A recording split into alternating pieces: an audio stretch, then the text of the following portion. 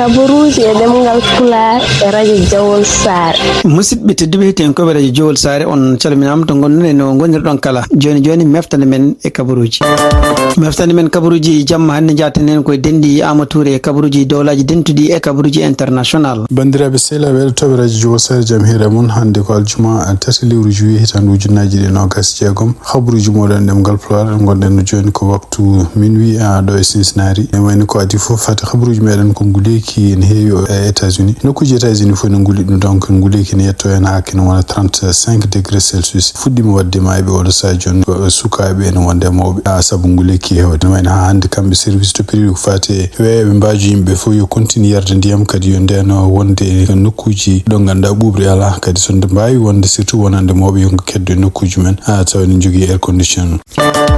habaruji meɗen États-Unis ne wayno ko janggo aset 4 lewru juillet hitande ujunnaji ɗi nogas jeegom ko ñalawma férié ɗum ɗon wonande kadi ñalawma mbiyata ko indépendance leydi États-Unis kono oɗo ñalawma kadi ene wayno ko janggo ferte 250 hitande kamɓe États-Unis ɓe déclaré indépendance ko hawri koye 4 juillet hayso oɗo ñalawma ko yimɓe folligota ene wayno kadi ko poɗodiral woni oɗo sa joni hakkude kamɓe démocrate en e kanko Donald Trump sibu en wayno ko démocrate en e deftere nde ɓe bindi ken wona 50 page ɓe mbi hen wonde ko kanko Donald Trump o hutirima feeto indépendance leydi États-Unis ñalawma ponnoɗe rendindi yimɓe ko kono waɗi ñalawma o yo won intérêt makko kanko Donald Trump siftindon tan ko kanko Donald Trump o waɗino passeport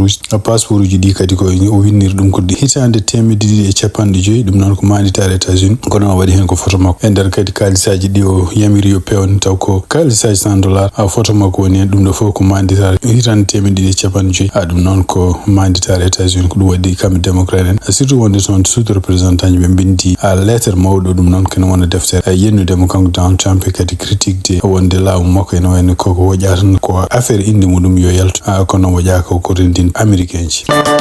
hande habaruji men États-Unis ɗum noon ko fati woteji hono kanko Kelly ɗum noon ko capitaine Kelly walla sénateur Kelly jeeyaɗo toon to Arizona oɗo ñalawma nde o wiyone ene wayno o supporti no neɗɗo goto kañum hoore mum ko vice amiral mo kanko Peter Hegseth Seki oɗon neɗɗo ene wayno oɗo sa joni dogani kañum hoore mum ko yidde wonde candidat pour toon to Sénat ne wayno oɗon neɗɗo mo kanko ko sénateur Kelly mo supporti wiyete ko Nancy ɗo debbo joginoɗo kode mawɗo toon to Navy mo États-Unis kono e wadi kanko Peter Hegseth ɗum noon e yamiro Donald Trump laamu maɓe ko fuɗɗi ko henne kala ko woni rewɓe kala ko woni ɓaleɓe ɓe ne gossu ɗum waɗi donc oɗo cekade biyeteɗo Nancy Lacor kañum hoore men wayno oɗo sa joni yiiɗi wonde sénatrice yiiɗi wonde ko candidat toon to Caroline du Sud wawi wonde fof ene wayno ko kanko Mark Kelly oɗo sa joni mo support kanko noon to yiiɗi wonde sénatrice to ene wonde o yiiɗi heɓtude place hono kanko biyeteɗo Nancy Mace oɗo sa joni ene wayno ko e nder nomination ngaji pour ko fate gouverneur kañum hoore mum ko ɗum yinno wonde kono ene wayno dañani wonde nomaɗo pour banggue républicain ji hande toon to habaruji men toon to régime ko fate politique tunnade kadi sondages ɗi kamɓe Fox News ɓe ƴefti ɓe mbi wonde so tawi woteji jeeyi ɗamminaɗe ene mbaɗa mois de novembre surtout hakkude kanko Jan Ossoff sénateur gonɗo toon jeeya toon to Georgia e kanko kadi mo Donald Trump mo suuɓi yo won candidat pour heftude jonde démocrate kanko biyete Mike Collins donc so tawi wote ɗi jaari noon ene wayno ko kanko Jan Ossoff mo jogui 56% chance hebde gagnade contre kanko Mike Collins o jogui tan 43%. ɗum ɗo fof noon ko ene wayno ko gueɗe ɗe ganduɗa henne kamɓe surtout kanko Donald Trump o yiɗa heeɗa ɗum noon tugnade hande sondage ɗi kadi no jaari ɓe mbi wonde ko ɗum noon sibabunde kanko Mike Ossoff ko fate ɓaleɓe mo jogui 87%, ko fate sukaɓe kadi ɓe ganduɗa henne ɓe keɓani duuɓi 30 mo jogui 68%, indépendant mo jogui 68%, modéré mo jogui 66% e rewɓe mo jogui 66%. ɗum ɗo fof noon ko ɓuural wonandemo kanko Jan Ossoff kadi wonande kamɓe démocrate continue jogade nde ɗo jonde toon to Georgia.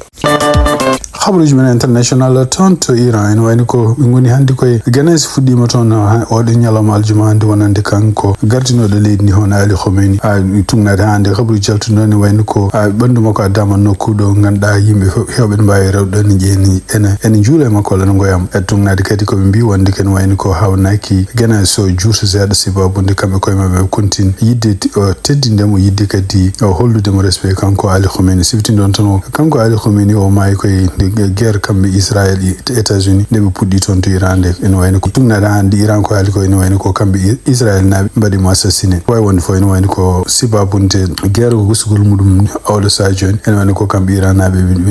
pellit mbiyum donc be mbadanamo ko wete genes dum non en wayno ko bandundu nen wada kes yimbe hewbe ngarani en ndawalon pour wawde wayndirde makko no be mbiri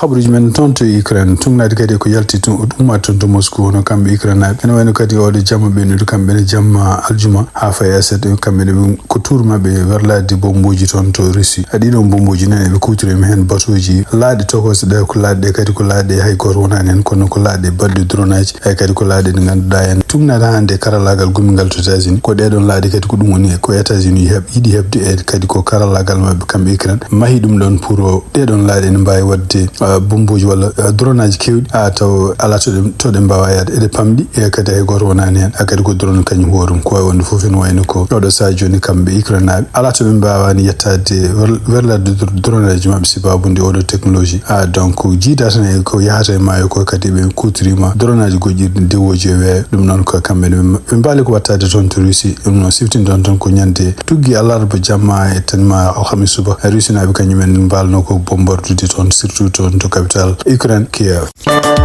xabruji men tonta Sénégal tungnade kadi ko yalti e caggal putindiral kanko Bachir Diomaye Faye gardi leydi Sénégal e kanko kadi Zeyn Zaidan dum non ko directeur du département Afrique Fonds monétaire international en wayno ko yakar nen continue awdo sa joni mawnude wonande Sénégal nabi pour ko fate Fonds monétaire international tungnade kadi ko be kalbe bi ko odo organisation walla ko kambe Fonds monétaire international be jettini fewi odo sa joni de peje de ganduda kambe laamu Bachir Diomaye Faye fuddi wad e dum non kadi sifti non don ko kambe Fonds monétaire international ko cadele be jogino hakkunde mabbe Sénégal surtout yende haalse wonde ko won nyamale ciudade jaltu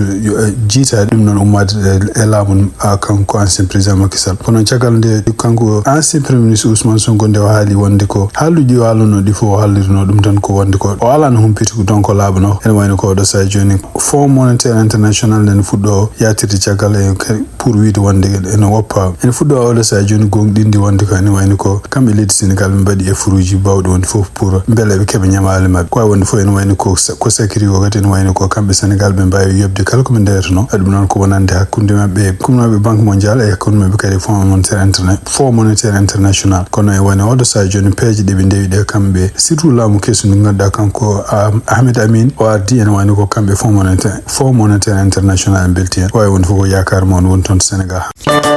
hande ton Sénégal tuna gati ko yaltino wayno ko kanko gaddino do équipe leydi Sénégal ko entraîneur odo sa joni wi tumnade won kaburu jaltu bi wonde ko en wayno ko démissioni e poste makko dum non ko nyalawmo cagal de kambe Sénégal be ka potino e Belgique fibe 3 bi 2 ko way wonde fo tumnade hande kaburu gumridi ton to journaliste sport bietedo Sani Malang Sale en bi wonde ko sélectionneur Papa Thiaw kany wodu en wayno déposer lettre de démission tuggi nyande victoire nyande Sénégal éliminaton to coupe du monde dum non cagal de jude Belgique ko way wonde fo en wayno ko jamma odon de dum don wadi de on tonto Sénégal on surtout on kambe fédération sénégalaise de football e mbawen kambe ko me rendude non ko wiide wonde ko ala sago kanko Pape Thiaw o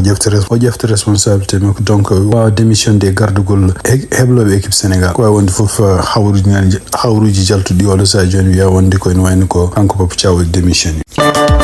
hande tonto Sénégal tunnade gadi ko yalti hande on kanko Bachir Diomaye Faye e wayno felliti o déclaré wonde ko créé parti makko politique dum non e wayno ko dum no fo hawnay ko haareji hakkunde makko Ousmane Sonko kono e wayno ko kanko ko membre Pastef wonno o boyi hen e kono e wayno ko sibabu ne haareji sibabu dukoji baddete o do sadio e haaluji kalti di kanko felti hankadi o wi wonde en wayno ko créé parti makko politique de wadata o déclaration non ko tonto palais présidentiel ton Sénégal e kadi ne wayno tawnobe ken bura temedere don tawa pour wiide wonde ko kanko atoto odon parti e kadi ko parti manko politique dum do fo non ko halluji jabate kadi proposition ngaji dudi loi badadi dedo balde ne tonto assemblée nationale wonande kambe Ousmane Sonko wala Pastef ko mbadi wiide wonde ko kanko gardido leydi o ala droit ngadar parti politique dum do fo non ko gede